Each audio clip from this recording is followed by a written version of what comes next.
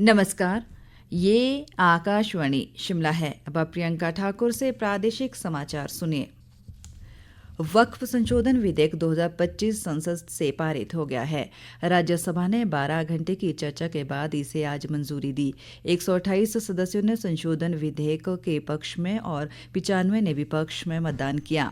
लोकसभा से यह विधेयक पहले ही पारित हो चुका है। इस विधेयक का उद्देश्य विरासत स्थलों के संरक्षण और सामाजिक कल्याण को बढ़ावा देने के प्रावधानों के साथ वक्फ संपत्तियों का समुचित प्रबंधन करना है। विधेयक का लक्ष्य मुस्लिम महिलाओं, विशेषकर विधवा और तलाकशुदा महिलाओं की आर्थिक और सामाजिक स्थिति में सुधार भी लाना है। विधेयक पर चर्चा का जवाब देते हुए अल्पसंख्यक कार्य मंत्री किरेन रिजिजू ने कहा कि इस अधिनियम से मुस्लिम समुदाय के करोड़ों निर्धन लाभान्वित होंगे। इस बीच वक्फ संशोधन विधेयक 2025 का शिमला में लोगों ने स्वागत किया है। उन्होंने संशोधन को वक्त की जरूरत बताया है। लोगों का कहना है कि संशोधन होने के बाद वक्फ की मनमानी पर रोक लगेगी और पारदर्शिता आएगी।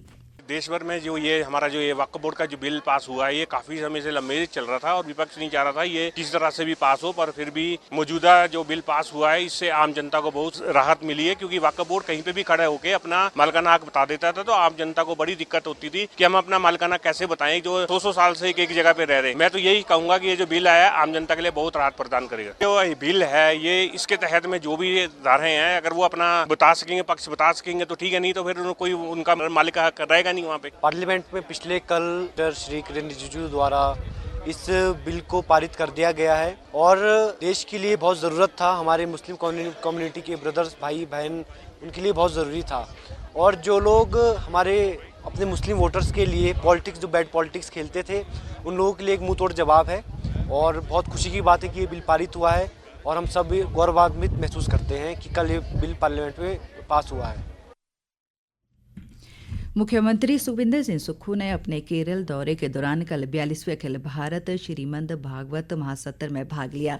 इस अवसर पर उन्होंने कहा कि भागवत पुराण से मानवता, धर्म और सत्य के मार्ग पर चलने की प्रेरणा मिलती है। मुख्यमंत्री ने कहा कि यह महासत्र भारत की समृद्ध आध्यात्मिक विरासत का प्रतीक है। उन्होंने गोपिका संगम की सराहना की, जिसमें 16,008 गोपिकाएं और बच्चे शामिल होते हैं। इस दौरान उन्होंने प्रदेश की समृद्ध धार्मिक और सांस्कृतिक विरासत के बारे में भी विस्तार से बताया। मुख्यमंत्री कल शिमला वापस लौटेंगे। इस बीच प्रदेश मंत्रिमंडल की बैठक कल मुख्यमंत्री सुखविंदर सिंह सुक्खू की अध्यक्षता में शिमला में आयोजित की जाएगी। बैठक में कई बड़े फैसले होने की उम्मीद है। इस दौरान बजट घोषणाओं पर मोहर भी लगेगी। इस बीच बैठक में खाली पड़े पदों को भरने पर भी निर्णय लिया जा सकता है।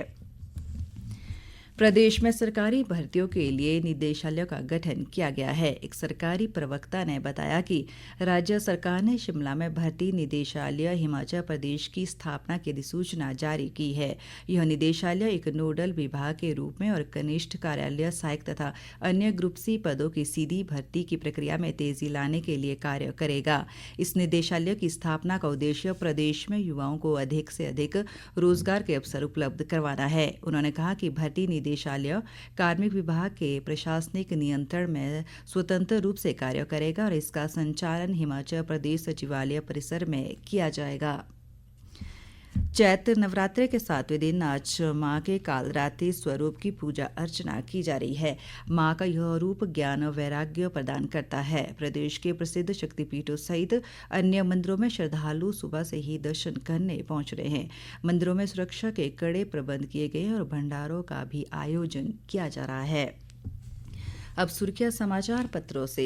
आज समाचार पत्रों ने अलग अलग खबरों को प्रमुखता दी है। अमर उजाला की सुर्खी है, चतुश्रेणी कर्मियों की सेवानिवृत्ति आयु 60 साल करने पर रोक। हिमाचल हाईकोर्ट के फैसले पर रोक लगा। सुप्रीम कोर्ट ने सभी प्रतिवादियों को जारी किए नोटिस। हिमाचल ने केंद्र से मांगे 400 करोड़ शीर्षक से दिव्य हिमाचल लिखता है, 5 की जगह 11 केंद्रीय योजनाएं स्पर्श से जोड़ने पर मिलनी है प्रोत्साहन राशि। दैनिक जागरण की खबर है, मीणा से 3 घंटे पूछताछ, कल सीएम को रिपोर्ट सौंपेंगे एसीएस।